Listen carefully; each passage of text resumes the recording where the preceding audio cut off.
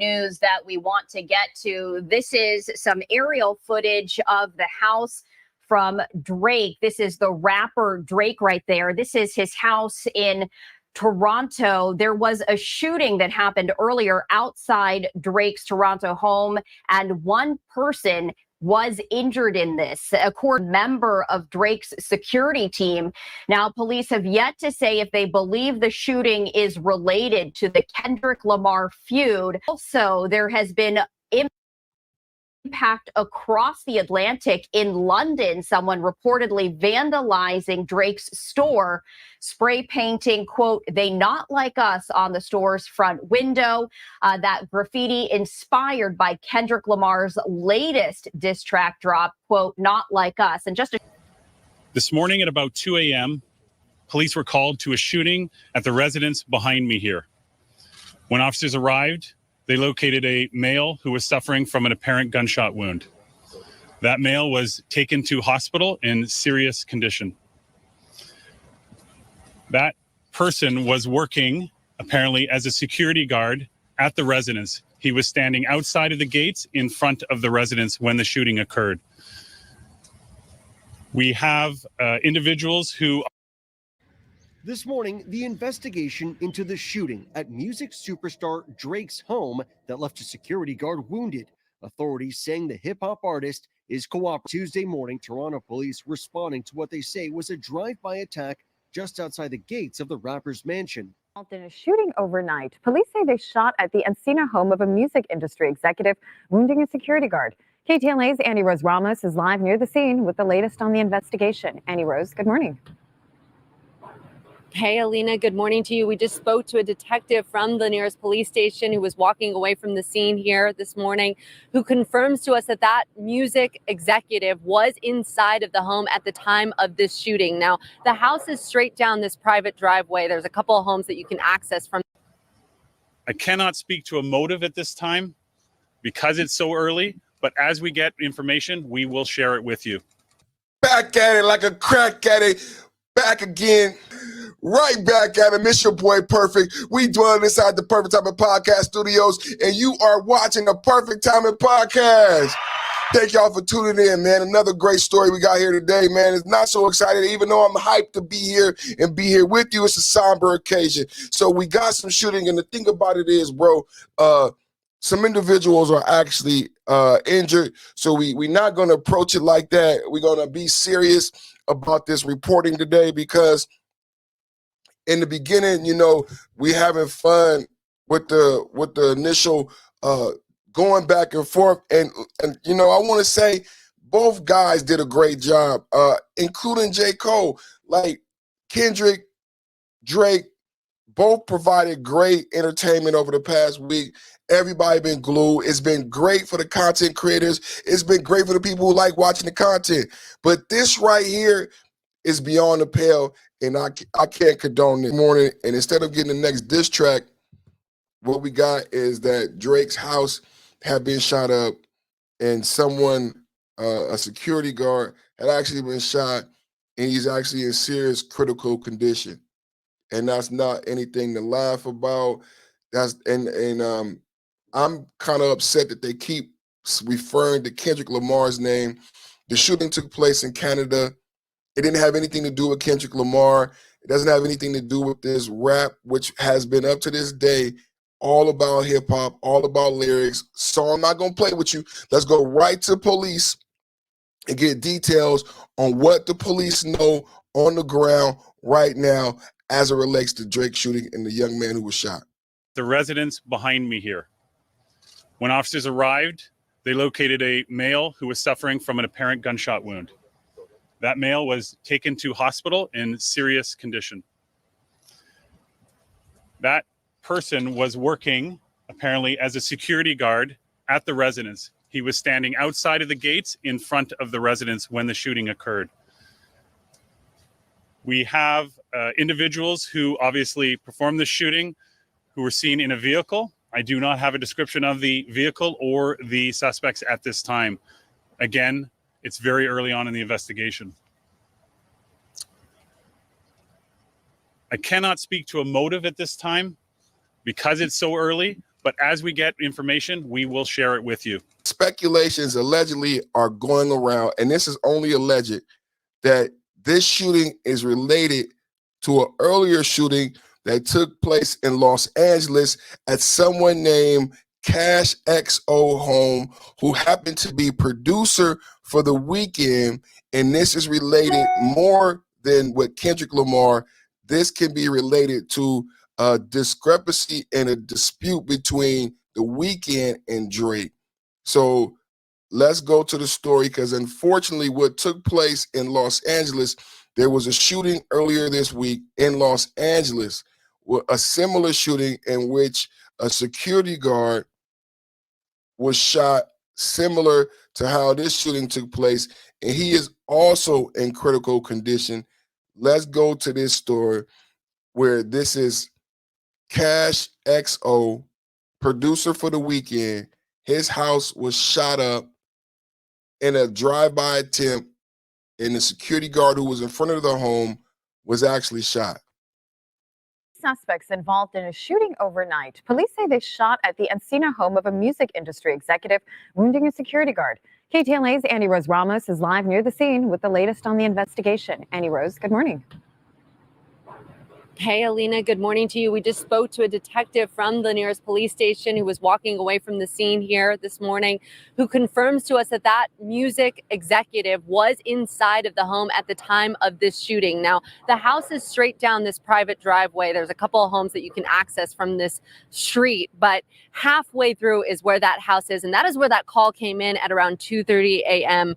earlier this morning. I want to get to some of the images of the scene as paramedics arrived here, because according to police, the security guard was sitting inside a guard shack, heard multiple gunshots, and then realized he was wounded. Police officers responding to find the 37-year-old man suffering from gunshot wounds. He was transported to a nearby hospital, but that security guard telling police there were 3 suspects, 3 men who all fled from the scene here. We want to get into who this house belongs to, though, because that certainly may play a factor in all of this. This house belongs to music executive Amir Ismailian, also known as Cash. He's a talent manager and record producer, the co-founder of XO Records and the co-manager of The Weeknd.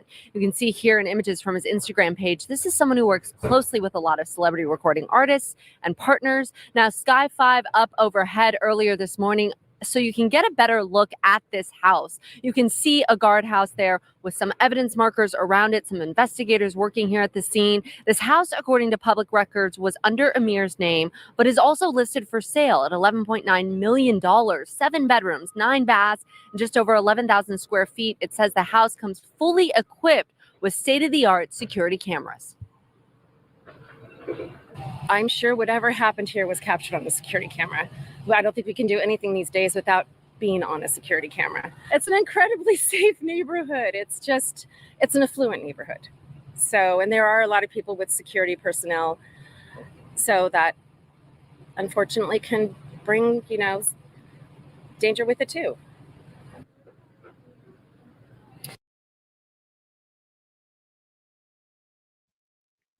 It's a affluent neighborhood, and a lot of the people have their own personal security. And yet and still, these 3 armed individuals were able to break into this gated, guarded community and actually shoot someone and leave them in critical condition.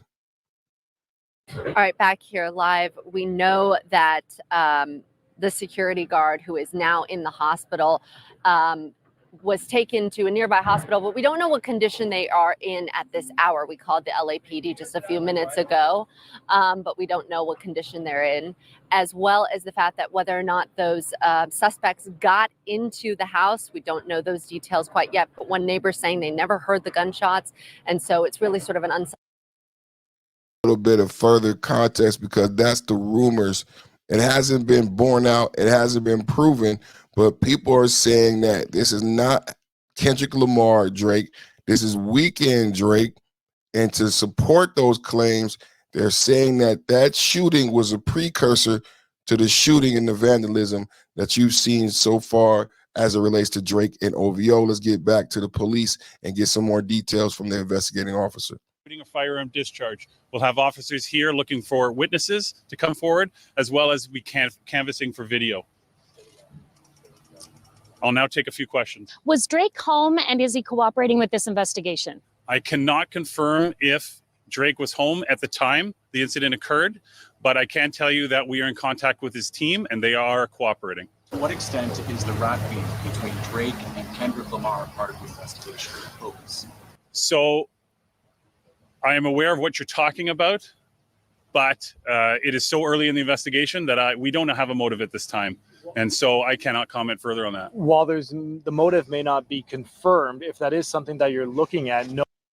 So what he's saying right there is that there is no motive, but already you see the media pushing a narrative. There's no motive, but the media already pushing a narrative as it relates to Kendrick Lamar. Let's keep going.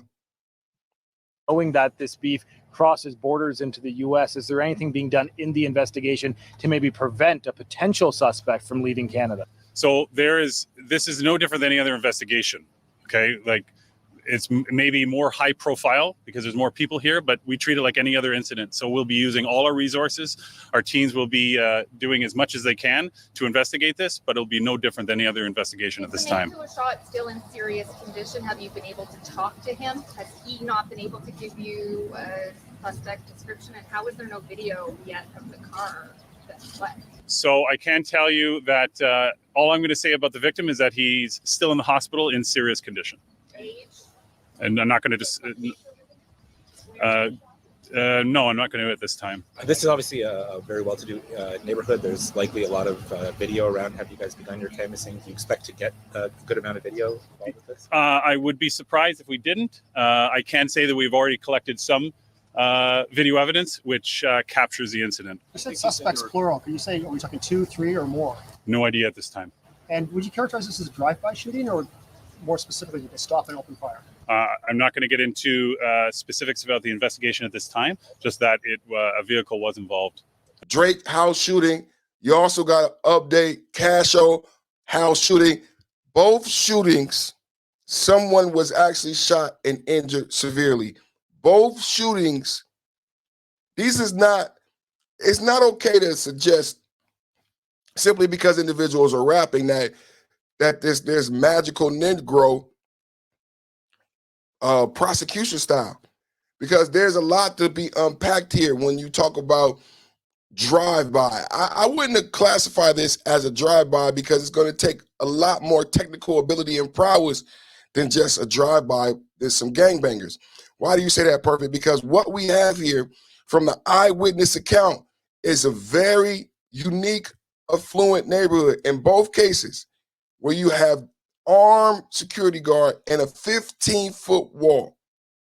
Somebody off Percocet, somebody off lean is not scaling a 15-foot wall. You have to know how to scale a 15-foot wall, because when you come down a 15-foot wall, you could break your ankle and break your leg. There's no jumping off of a 15. You have to scale a 15-foot wall. That hasn't been discussed and unpacked. These individuals got past the 15-foot wall with the vehicle. They said it was a drive-by, so somehow the car got into this gated community. Somehow either the car or people got over the wall or the car got into the gated community.